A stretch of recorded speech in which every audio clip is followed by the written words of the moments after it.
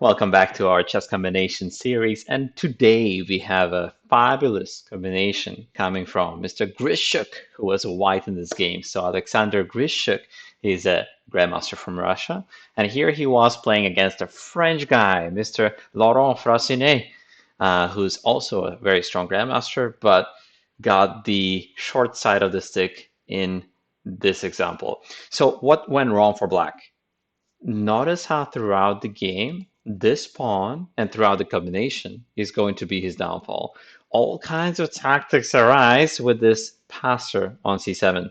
You have all sorts of themes. You have promotion themes, you have skewer themes, you have sacrifice themes, how you remove the guard. If the guards are gone, then the pawn gets through. You have back rank themes because of the king is here, so he's not having a great time. If you look at it from one side, you could say this knight is amazing. Look at this knight. He's got an outpost. Look at this rook. He's got the open file. Look at the pawns. They're all safe and everything's great. If you look at it from another angle, this bishop will come out eventually. This knight is not really helping the king. This rook is out of play, and that guy is an absolute killer. So we're going to come after the poor black king with the help of c7 right now. Okay, I will leave it to you to try and find the first move, and we'll go from there. All right, white to play. I'll give you 3 seconds. Feel free to pause the video and try it for yourself. How do we break through? 3, 2, 1. If you said c5, you are correct. We break through with c5, letting our bishop out the cage and saying, ooh, that's a nice diagonal. It would be a shame if someone invaded it, and suddenly out of nowhere, the bishop will come in. And let's say after rook d8, not only does the bishop come in, everything comes in. Because a rook d8 gets rid of your rook, gets rid of any defenders in the way, and we're winning. Okay, so then the question is, what else can they do? Can they push? Well, that's what happened in the game. But we really hate the pawn. We want it out the way. If this pawn was gone somewhere, we could just smell the d8 square. How to get there, though? How about remove the guard?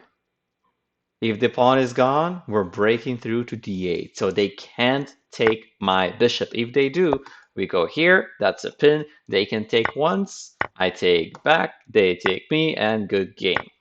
For that reason, Mr. Grischuk says, would you like a bishop? And Mr. Fressinet says, no, I would not. I'd actually prefer to block your diagonal. Can you like go away? You're really annoying. And if you give me a second, just like go here so I could collect your pawn, okay? You're busy with all that a6 stuff and b4 stuff, and I'll be busy taking your passer.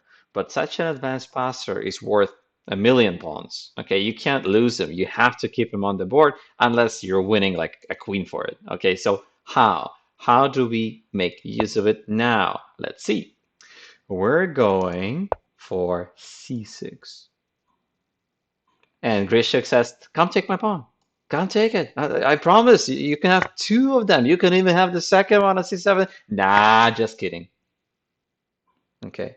Out of nowhere comes the rook. And once again, rook d8 is on the horizon, winning the queen and everything on the back rank. For example, you could take my bishop, but you don't want to. All right. And if you try to get away with taking my rook, it's a good thing that everything's on a light square. I do appreciate that. So you can't even take my rook here. Okay, that's really nice. Now, you could try something else. You'll have to defend the pawn because the rook takes d5 is coming no matter what. And he tried to help with this rook. He tried to hold on to d5, but we have more tricks. Queen takes a6. Okay. And you can't take because promotion. That's the removal of the guard I was talking about. Get rid of the rook, you win everything. Okay, including that rook. What if they come and help? Laurent tries to keep everything protected and connected. He tries to keep the back rank going, but pieces are a little overextended. So queen b7, we're getting ready for tactics. That queen is going to be a monster on the 7th rank. You can never even attack it because it's so well guarded. You can't take it there. Okay. So he ends up picking up c6. All right. He says, I'll protect the rook. I protect my queen with this rook. I'll get your pawn. Later on, you'll trade. We'll go to an endgame. It's all fine.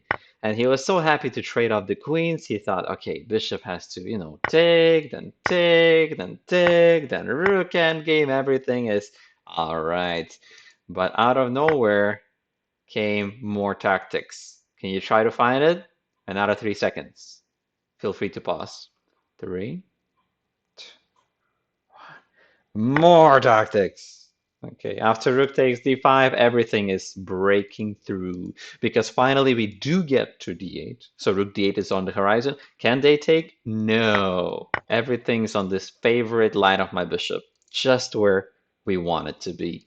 And if they don't take, well, what can they do? Well, they can take my bishop, but then rook d8 and they can try to ignore. So I think Laurent was hoping that they take his rook, and Mr. Fressinet was saying, "You take me, I take you. We go to an endgame. Maybe my beautiful knight can do something and fight against your rooks. Maybe it's a draw." And so he said, "You're gonna take my rook, right? You're gonna take my rook, right?" Wrong. Rook c1 wins the game. After this, he resigns. The problem is he can't hold up this pawn any longer. This rook was responsible, and now it will be gone. We don't need that rook. It's not doing anything. After this rook is gone, that guy will promote. Okay, for example, check here and promotion. You can't take, right? And if you try anything else, like taking c7 and trying to be sneaky, we always have check, picking up the second rook too. So a beautiful array of tactics, all because of the one passer. If you have such an advanced passer, all the tactics evolve around it. So I hope you get to make some in your games too.